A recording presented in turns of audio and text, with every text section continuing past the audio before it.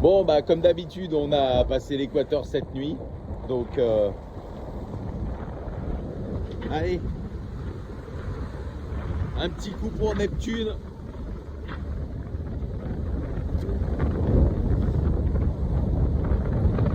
Le matin, ça déboîte, hein. Watch. It's Saturday the 1st of February in the Vendée Globe, the skipper's 83rd day at sea. And as we saw there, Antoine Cornic has returned into the Northern Hemisphere as he crossed the equator, gave a little tribute to Neptune and a little bit for himself.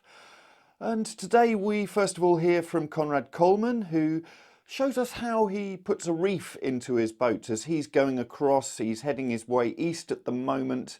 The wind went up, so he put a reef into the sail to just depower a little bit. He's been so good at giving us these instructional videos as to how you actually sail one of these IMOCA yachts. And then we hear from Jingkun Xu, who tries to answer the question as to why he keeps coming back and does races like this on an IMOCA. And then Benjamin Dutreux, who had to go into La Rochelle after he finished just because it was so rough at Les Sables. He's made his way round now to the Finnish village at Les Sables, and so we hear from him. We then take a look at the tracker, the leaderboard, and finish up with a clip from Oliver Heer. So it's 35 knots of wind speed, 25 knots of boat speed, and we're sailing BMG downwind at 145 to 150 true. And at the moment we have one reef in the main, and that's a little too much. So you saw a couple of days ago somebody in the comments asked how I take a reef. Well, let's show you how. You start off easing the main to depower the boat and to free up that winch. Likewise, ease the vang off, close the vang. Okay, now this is one of the things that's a little bit strange, is we have a downline on the main, and that actually pulls the main down, because with 35 to 37 knots of wind, that main is not going to come down by itself. So we've got the downline here, and then the main halyard goes on top of it.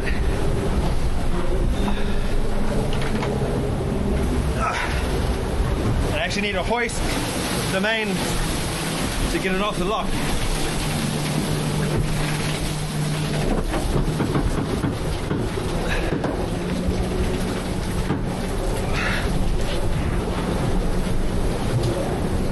So looking for that mark,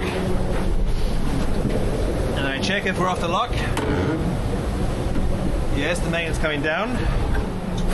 So now I engage the pedestal onto this winch here, and that's going to pull the main down the mast.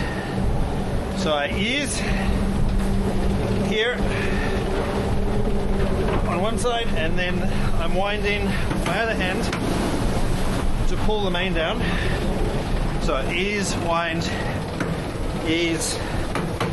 wind. So to give you an idea of what that looks like, turn on the lights there and see that the main is all tangled up with the shrouds and with the lazy jacks, and so there's no way that that sail is going to come down on its own.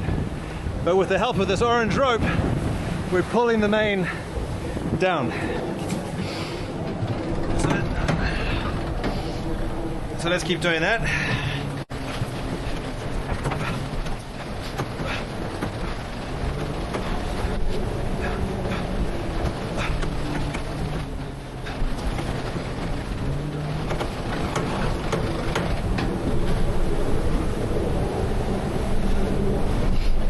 So now I've got the mark here.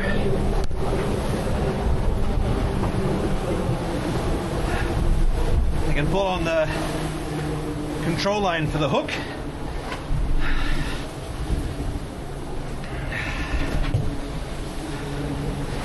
And then pulling on the control line, I ease down. And there we go, no tension in the halyard.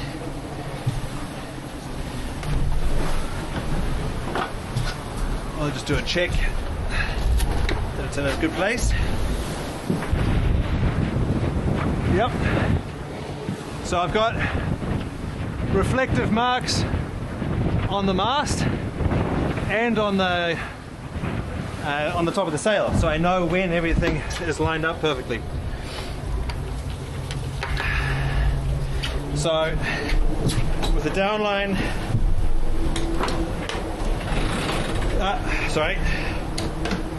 so with the downline I can give that a bit of an extra tug. You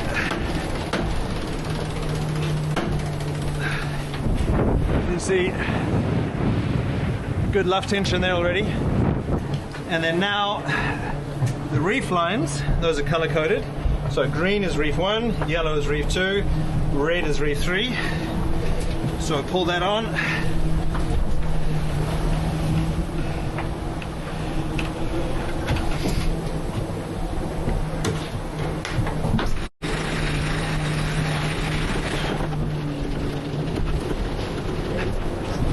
Okay, so we're at the mark. It's absolutely critical to have marks everywhere on your lines.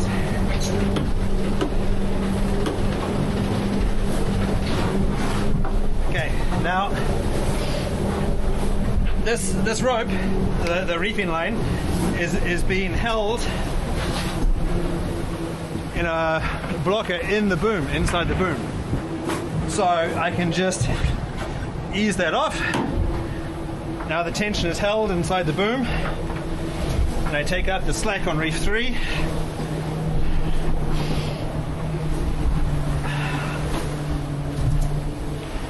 And we have a functional mainsail again. So that's the essentials. Now I need to go and put the proper cunningham on and tidy up the flakes of the main.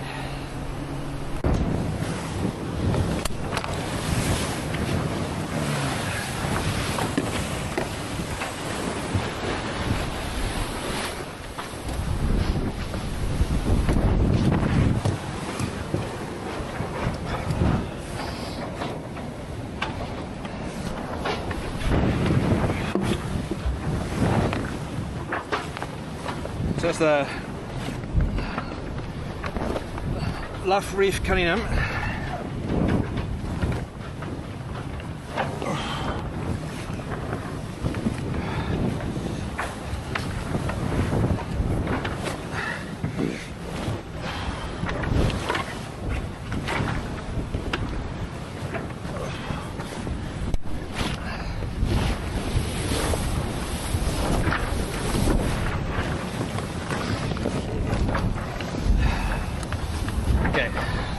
So reef 2, smush that down, pass the cunningham through.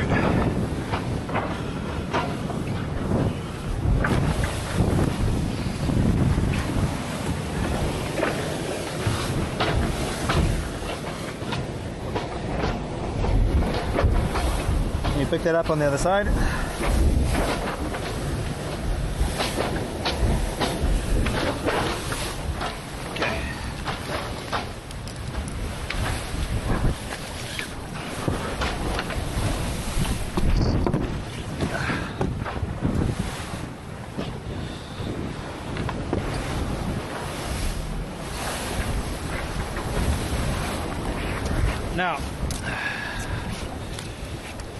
Now to stop the mainsail from filling up with water, you need to bundle it up. So this is the bundle here. This is the bundle here for reef 1, and then we're going to do the same thing here for reef 2. That stops the sail from destroying itself.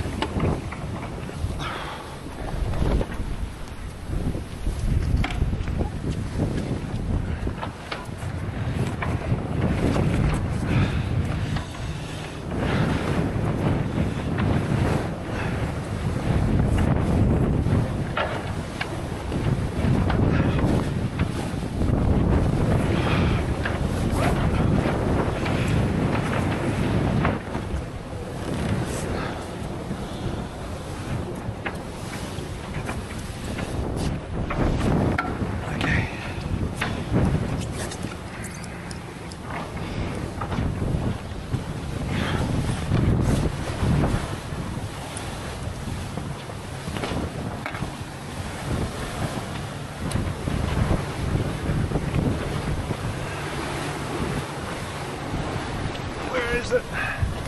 There.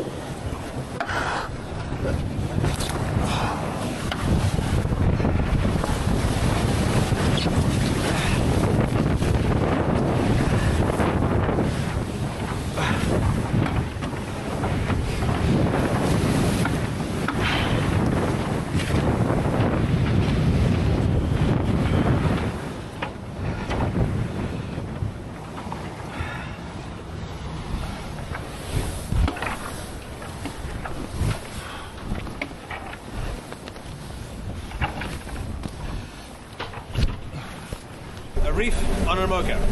And to see who was following along, here's a brief summary. So, first off,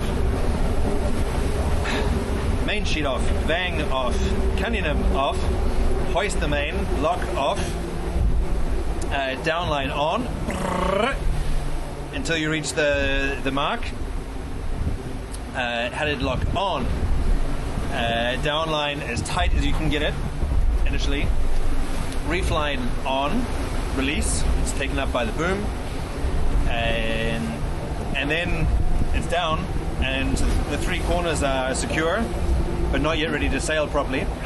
So, life jacket on, tether on, go forward to the mast, past the cunningham through the main, and then pull the flakes of the mainsail through to the windward side so it doesn't fill up with water.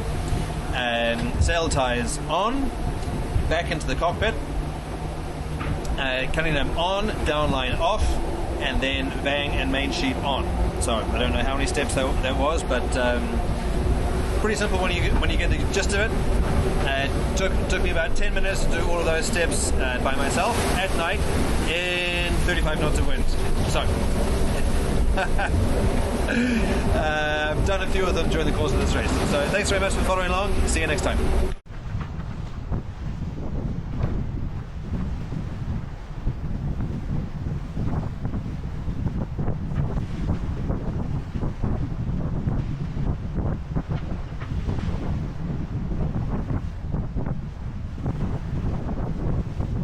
有人可能会好奇问说，为什么还要选择去做这些事儿？其实昨天我们的岸队的小编在写文章的时候也采访我这个问题，我思索了很久，最后我觉得其实没有任何的答案。其实最后慢慢的，就像是很多的选择一样，你可以理解为它可能是一种勇气，但其实这并不是一种本能，因为本能每个人都会惧怕一些东西，都会惧怕这样的生存的环境，它根本不适合人类的生存。但是为什么每次还要去选择去做？其实我是说它变成了一种习惯，每次都变成了一种习惯，它没有什么先决条件的，完全就是一种习惯性的选择。慢慢的让勇气变成一种习惯，人就变得强大了。该亮剑的时候就亮剑，这就是我们的人生啊，对吧，朋友们？啊，热啊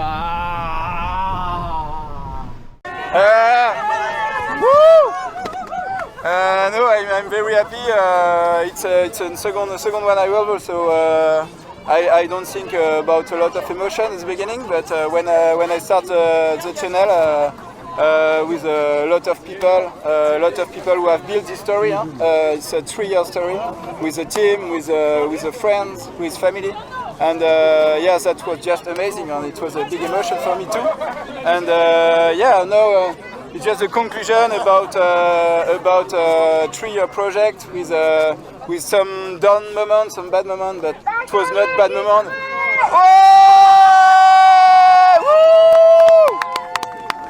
It was only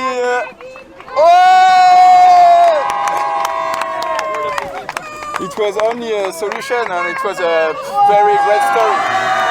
I think it's a great story to finish the Vendée Globe for everybody, but this one is ours, and we are happy to share it with all the people here. On the tracker, we can first of all see that Clarice Kramer is the only one left in La Rochelle after Benjamin Dutreux made his way round to Les Sables, as we just saw there with the interview. Approaching Les Sables and the finish line, coming into the Bay of Biscay, is Roman Atanasio. He's looking set to finish in 14th place, and he's accompanied by Yannick Besteven. He's abandoned the race after the problems he had, but the winner of the 2020 edition will be coming in at the same time. Then we've got the group from 15th onward, led by Damien Seguin, and we've also got Benjamin Ferret and Alain Rohrer in the top of that group. They're 15th, 16th and 17th. And we can see here Conrad Colman, who we just heard from, in 21st place, taking a slightly more southerly route than some of the others.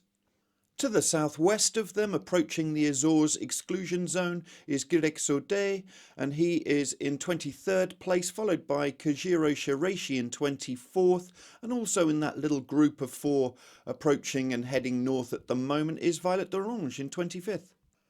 At the beginning of this video, we played that clip from Antoine Cornic, who gave his tribute to Neptune as he crossed the equator. He's back in the Northern Hemisphere. Next to cross the equator should be Oliver Heer. We'll get an update from him shortly. And then Jingkun Xu, who we heard from just a little earlier. Then if we go to a little bit further south, we can see Manuel Cousin in 32nd, Fabrice Amadeo 33rd, and then Dennis van Weenberg. On the leaderboard at 0600 hours UTC, we can see Roman Atanasio just 368 nautical miles to go. It's a rather complex weather picture ahead, so I'm expecting him to finish at some point on Sunday, probably later on Sunday. At 14 knots, he would get around 330 nautical miles in 24 hours, but I think this average speed is going to slow, and his instantaneous speed would suggest that. Then just 190 miles separating 15th to 22nd place, so 710 nautical miles to nearly 900 nautical miles to go for Giancarlo Pedote. And so it's going to be interesting to see when they finish, maybe Tuesday, Wednesday, Thursday time, depending on what weather they get. But we're going to have a flurry of finishers, and it's going to be really exciting in Les Sables. Hello everyone, it's Ollie on board Tout Good. Very calm conditions here, so I think it's the perfect time to have a proper wash and a shower at the back of the boat.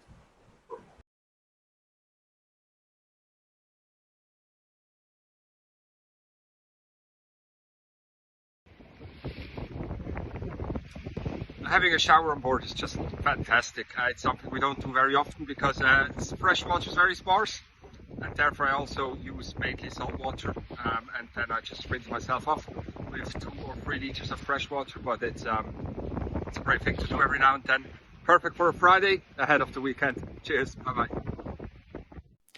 Thank you very much for watching today. While we've had 13 finishers, there are still 21 skippers out there, so we'll continue to bring you the latest news from the Vendée Globe. So do subscribe to our channel using the button down here, and take a look at sailworld.com and yachtsandyachting.com for all the latest news in the world of sailing.